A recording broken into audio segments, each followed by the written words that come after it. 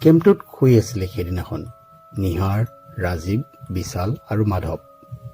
সিহঁত কেম্পটোৰ পিছফালে শুনিছিল এটা শব্দ। আজিৰ পৰা বহু আগৰ কাহিনী। কাহিনীটো এটা কেম্পৰ, যি কেম্প আছে নামেৰীত। বহু প্লেন কৰি সিহঁতে ঠিক কৰিছিল নামেৰী চাবলৈ যোৱা। নৱেম্বৰ মাহৰ 10 তাৰিখ আছিল। গোটেইকেইজন লগ হ'ল। সকলো বস্তু যোগাৰ কৰি লৈ নিহাৰৰ গাড়ীখনত উঠি সকলো নামেৰীলৈ যাত্ৰা আৰম্ভ কৰিলে।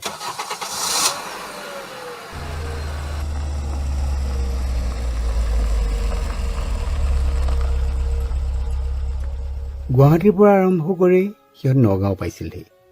নগাঁৱত ৰখি দুপৰীয়া আহাৰটো কৰি ল'লে। হোটেলত বিলটো দি গোটেইকেইজন বাহিৰত আহি চিগাৰেট জ্বলাই ল'লে। চিগাৰেট খাই উঠি সিহঁতৰ যাত্ৰা পুনৰ আৰম্ভ হ'ল। গৈ কিছু সময়ৰ মূৰত নামেৰি পালেগৈ। থাকিবৰ বাবে তাত হোটেল বিচাৰিলে। বিচাৰি এটা কেম্প পালে। নাম আছিলে বগীজুলি কেম্প। কেম্পটো পাই লৈ দেখে মানুহ বুলিবলৈ বিশেষ কোনো নাই। সেইদিনাখন ক'বলৈ গ'লে সিহঁতেই আছিল। কেম্পটো বুক কৰি লৈ নিজৰ বস্তুবোৰ ৰাখি অলপ খোজকাঢ়ি ওলাই গ'ল।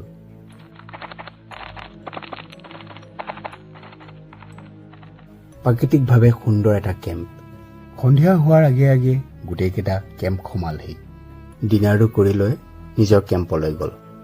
হাঁহি ধেমালি কথা বতৰাৰ মাজেৰে সময়বোৰ পাৰ হৈ আছিলে। তেতিয়া সময় নিশা 11 বাজিছিল। সকলো নিজৰ বিচনাত শুবলৈ ওলাল। সিহঁতৰ টোপনি যোৱা এঘণ্টামান পাৰ হৈছিল। হঠাতে ৰুমটোৰ পিছফালে শুনিছিলে কিবা এটা শব্দ। এনেকুৱা লাগিছিল যে কোনোবা এজন দৌৰি গৈছে। বিশাল চক খাই সাৰ পাই উঠিলে।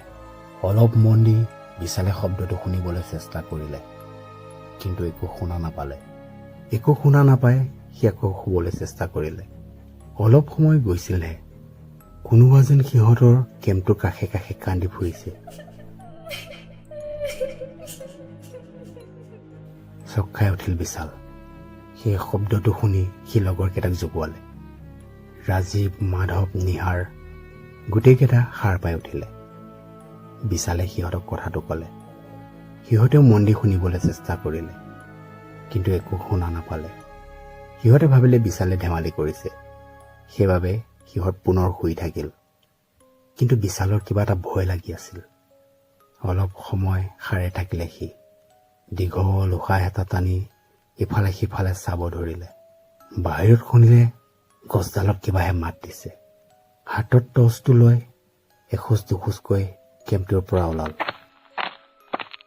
ইফালে সিফালে মাৰি চালে।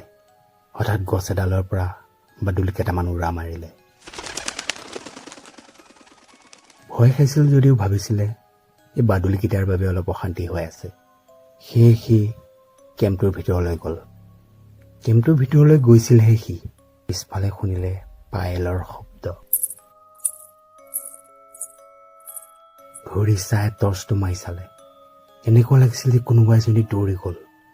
ভিতৰত গৈ ইহঁতকেইটাক পুনৰ জগোৱালে। সি দেখা সকলো কথা খুলি ক'লে। অলপ সময় মন দিয়াৰ পিছত সেই দূৰৈৰ হাবিত কোনোবাই চিঞৰি থকা যেন শুনা পালে। গোটেইকেইটা ভয়ত কলিজা কঁপি উঠিছিলে।